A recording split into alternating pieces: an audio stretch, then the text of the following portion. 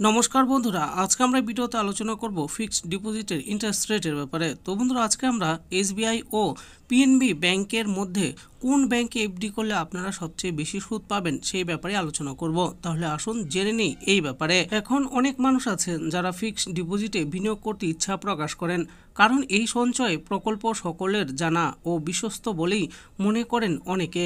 Bank বা post office এছাড়া বিভিন্ন আর্থিক প্রতিষ্ঠানে আপনি বিনিয়োগ করার সুযোগ পেয়ে থাকেন। বিনিয়োগ করার আগে দেখে নেওয়া উচিত যে প্রতিষ্ঠানে আপনি আপনার উপার্জন করা অর্থ বিনিয়োগ করছেন সেটি আপনাকে আর্থিক নিরাপত্তা দেবে কিনা, সেই সাথে আপনার বিনিয়োগের উপর সুদের পরিমাণ কত রয়েছে। এসবিআই ও পিএনবি হলো দেশের সবচেয়ে বড় রাষ্ট্রায়ত্ত ব্যাংকগুলির মধ্যে অন্যতম। এই দুটি বিষয় পর্যালোচনা করেই যে কোনো জায়গায় বিনিয়োগ করা উচিত। বর্তমানে বেশিরভাগ ব্যক্তি বিনিয়োগ করার ক্ষেত্রে দীর্ঘকালীন বিনিয়োগ করার প্রতি ইচ্ছা দেখায়।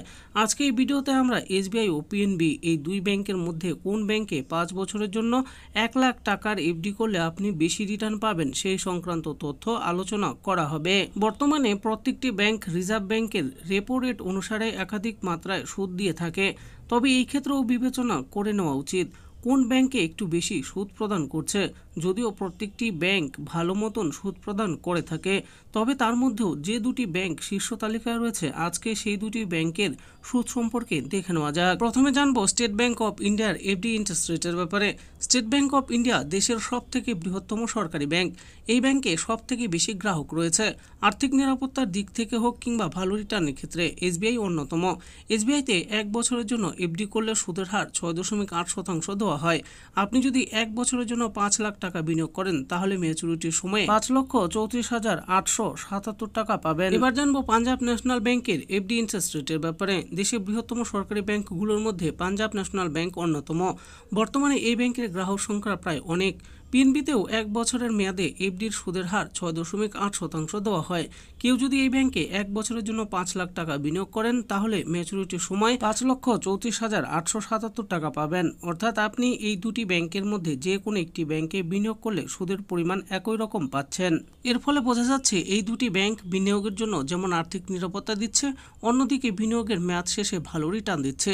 এই দুই ব্যাংকের মধ্যে তেমন কোনো একটা পার্থক্য লক্ষ্য করা যাচ্ছে না রিটার্নের ক্ষেত্রে। আপনি নির্ভাবনায় এসবিআই বা পিএনবির মধ্যে যে কোনো একটি ব্যাংকে বিনিয়োগ করতেই পারেন। বিনিয়োগের সময় অবশ্যই সুদ ও রিটার্ন সম্পর্কে জেনে নিতে ভুলবেন না। তো বন্ধুরা, দেখে নিলেন আজকে আমরা ভিডিওতে আলোচনা করলাম এফডি ইন্টারেস্ট রেটস এর ব্যাপারে।